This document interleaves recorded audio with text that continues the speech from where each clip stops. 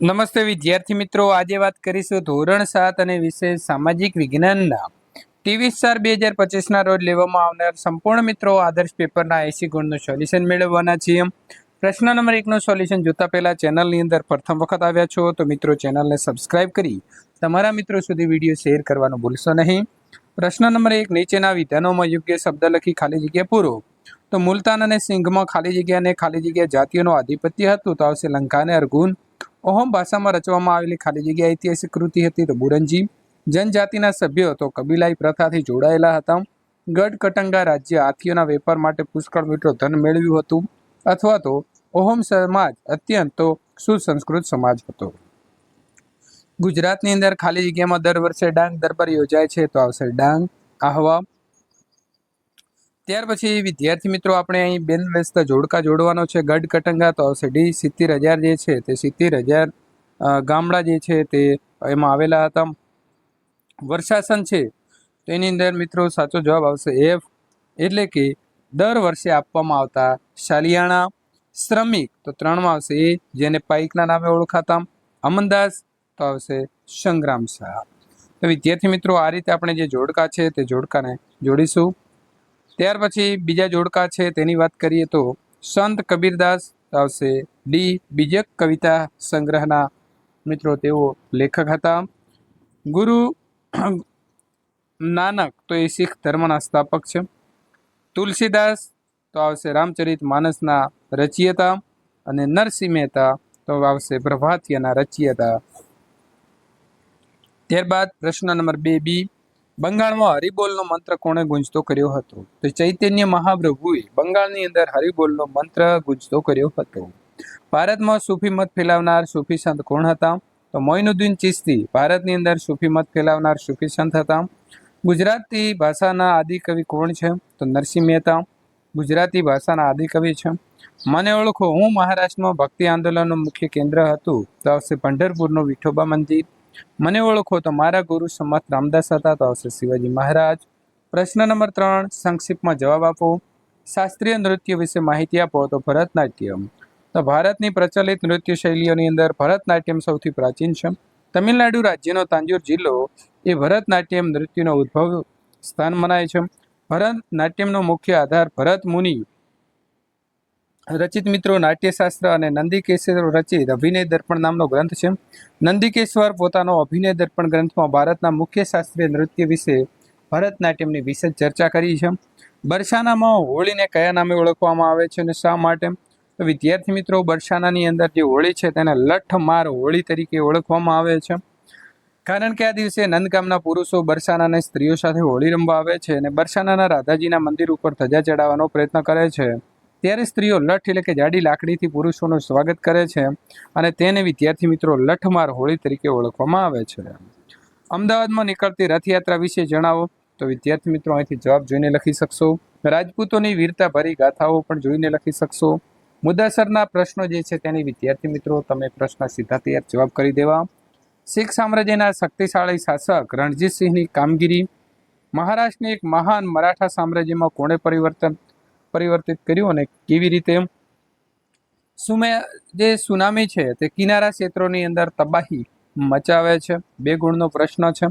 ત્યાર પછી આપત્તિના પ્રકારો. તો 2 પ્રકારો, કુદરતી આપત્તિ અને માનવ સર્જિત આપત્તિ. તો વિદ્યાર્થી મિત્રો તે તમારે લખવાનું રહેશે. હુકમ સમયે કઈ કઈ સાવચેતી રાખવી જોઈએ? તો એ સાવચેતીનો આપણે મિત્રો લખીશું. પ્રશ્ન નંબર 22, આપત્તિની અસરો જે છે તે અસરો જણાવો.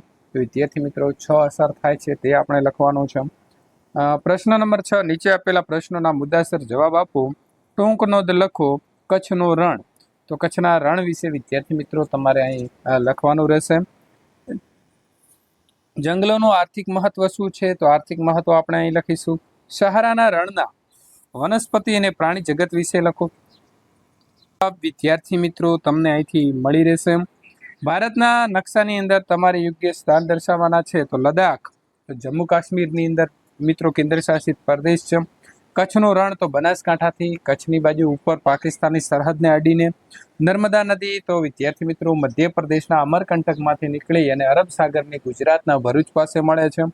આંદોમાન નિકોબાર દ્વીપ સમૂહ તો આવશે બંગાળના ઉપસાગરમાં. સાબરમતી નદી તો મિત્રો તમારે અમદાવાદથી ઉપર જે સાબરકાંઠાથી લઈ અને છેક નીચે ખંભાતના અખાતને મેળવવાની છે. પ્રશ્ન 8, નીચેના પ્રશ્નોના વિધાનો જે છે ખરા છે કે ખોટા તે કહેવાના છે. સરકારે ભ્રૂણ હત્યા વિરોધી કાયદો બનાવ્યો છે તો ખરું. બિહારમાં મહિલાઓએ દારૂબંધી કરાવવા માટે સરકાર સામે આંદોલન કર્યું તો ખરું. ભારતમાં દર 10 વર્ષે વસ્તી ગણતરી થાય છે તો ખરું. વનિતા ગાયકવાડે કારકિર્દીની શરૂઆત ખેલ મહાકુંભથી કરી હતી તો ખરું. ત્યાર પછી આપણા દેશના પ્રથમ મહિલા વિદેશ મંત્રી કોણ હતા અને તેમણે નાની ઉંમરે કયું ગૌરવ પ્રાપ્ત કર્યું હતું? તો શ્રીમતી સુષ્મા સ્વરાજ આપણા દેશના પ્રથમ મહિલા વિદેશ મંત્રી હતા અને તેમણે નાની ઉંમરે હરિયાણા રાજ્ય સરકારમાં કેબિનેટ મંત્રી બનવાનું સપનો અથવા તો મિત્રો જેમને ગૌરવ કહી શકાય તે પ્રાપ્ત કર્યું.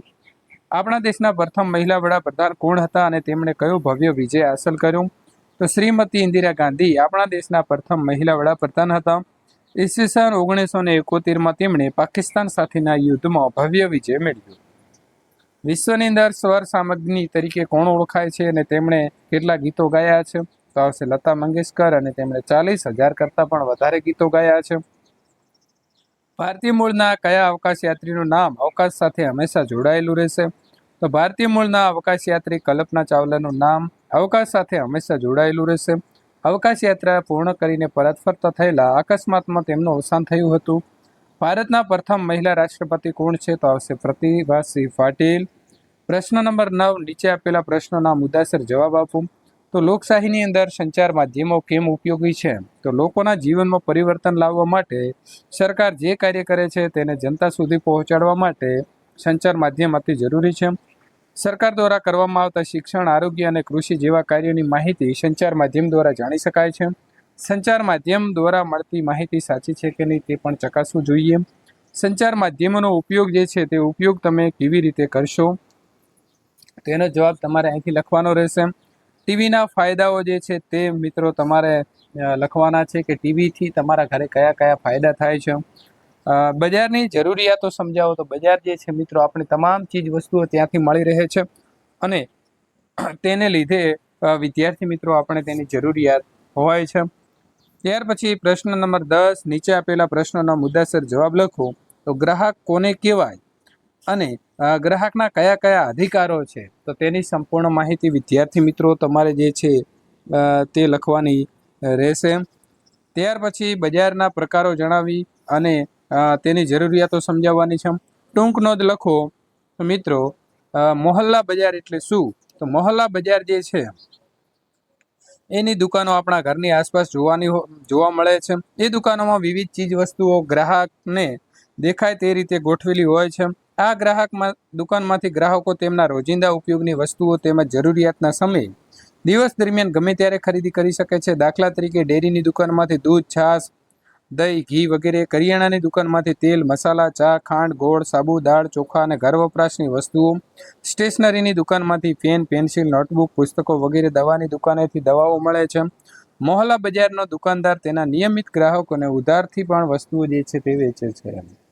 વિદ્યાર્થી મિત્રો, આ પ્રકારે જો તમે પેપરનું સોલ્યુશન મેળવવા માંગો છો તો ચેનલને ખાસ સબસ્ક્રાઇબ કરી તમારા મિત્રો સુધી વિડીયો શેર કરવાનું ભૂલશો નહીં.